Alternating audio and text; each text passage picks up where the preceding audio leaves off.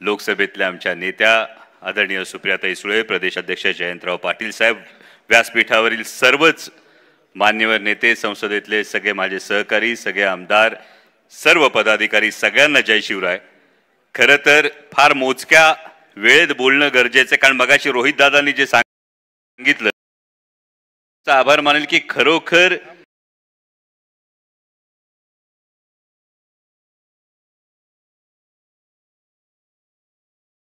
हे करताना रोहित दादांनी जे एक वाक्य वापरलं त्याचा प्रत्यय मगापासून खरं तर व्यासपीठावर येतोय की रोहित दादा म्हणाले हा एक कौटुंबिक सोहळा आहे आणि ज्या पद्धतीनं बहिणीनं सगळ्या भावांना सांभाळून घ्यावं त्या पद्धतीनं सुप्रियाताईंना खरं तर दिल्लीला जायचंय आणि त्या प्रत्येकाला सांगतात नाही तू 2 मिनिटं बोल, तू 2 मिनिटं बोल। पण हे जे सांभाळणं आहे, या सांभाळण्याला 26 वर्ष झालीत आणि 26 वर्ष या 26व्या वर्धापन दिनाच्या निमित्तानं ज्या ज्या कार्यकर्त्यांना आजतागायतच्या प्रवासामध्ये या पक्षाच्या वाढीचं मनापासून अभिनंदन करतो, त्या प्रत्येकाला शुभेच्छा सदिच्छा देतो। मगाशी रोहित दादा बोलताना रोहित दादांनी वटवृक्षाचं उदाहरण दिलं की एका वटवृक्षानं 55 वर्षाच्या संसदीय कारकिर्दीत अनेकांना सत्तेची सावली दिली।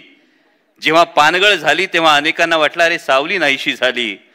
पण हे मात्र लक्षात ठेवावं लागेल, सावली देत असताना सुद्धा, पानगळ होत असताना सुद्धा वटवृक्ष स्वतः मात्र उन्हात उभा होता, तो तुमच्या माझ्यासाठी उभा होता, तो आजही उभा आहे। गेली 26 वर्ष जेव्हा नडलेल्या प्रत्येकाला आशेचा किरण हवा असतो, मग तो शेतकरी असतो, ती माता भगिनी असते, तो तरुण असतो, या प्रत्येकाचा आशेचा किरण, या प्रत्येकाचा आधार म्हणजे आदरणीय शरदचंद्रजी पवार। हे समीकरण संपूर्ण देशात झालं। मगाशी अनेकांनी सत्तेच्या संदर्भात मगाशी जयंत पाटील साहेबांनी फार सुंदर जी ओळ, जी लाईन दिली की ही लढाई तुकाराम विरुद्ध नथुरामची आहे आणि त्यामुळे योगायोग बघा, आपण पराभव झाला, सत्ता कधी येणार, सत्तेचं काय, हे सगळी समीकरणं मांडत असतो, पण या पलीकडे जाऊन समाजाचं काय, ज्या समाजाचं आपण प्रतिनिधित्व करतो त्या समाजाचं काय, त्या समाजकारणाचं काय, हा प्रश्न आपण कधी स्वतःला विचारणार आहोत। म्हणजे योगायोग बघा, आज 10 जून आहे, मागे 4 दिवस आधी 6 जूनला छत्रपती शिवाजी महाराजांच्या शिवराज्याभिषेक आपण साजरा केला आणि आणखी 8 दिवसानंतर माऊलींची आणि संत तुकाराम महाराजांची पालखीचं प्रस्थान होणार।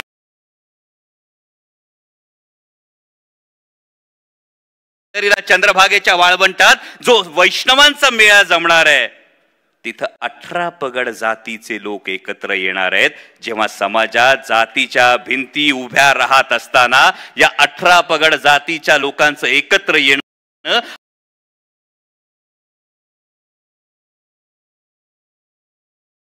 एकच पांडुरंग आहे, हातात शस्त्र नाही, हात कमरेवर आहेत, पण सगळं जग ज्याच्या समोर लीन होतं, हा जो प्रेमाचा संदेश आहे कधी देणार आहोत।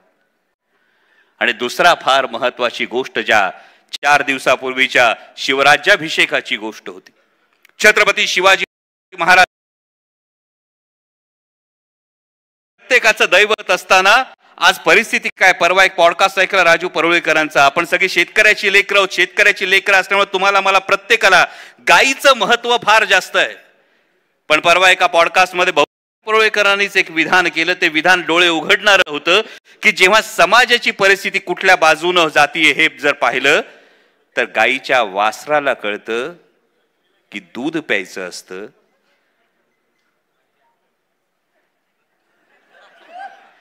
आणि आपली आत्ताची परिस्थिती काय आहे, राज्याचे काही मंत्री मुलाखतीत काही विधानं करतात तेव्हा खरोखर हा प्रश्न येतो की ज्या पुरोगामी विचारांचा झेंडा घेऊन आपण पुढे चाललो, ज्या महात्मा फुलेंनी बुद्धी प्रामाण्यावर सामाजिक प्रश्न सोडवण्याची जी शिकवण आपल्याला दिली, ती शिकवण आपण कुठे विसरतो का। आणि म्हणून छत्रपती शिवाजी महाराजांचा राज्याभिषेक लक्षात ठेवावा लागतो की तोपर्यंतच्या प्रत्येक राजानं शपथ घेताना धर्मगुरूच्या हातात दिला आणि सांगितलं झालं तर माझा धर्मगुरू माझ्यावर राजदंडाचा पार करेल आणि मला पदच्युत करेल। छत्रपती शिवाजी महाराज पहिले राजे होते ज्यांनी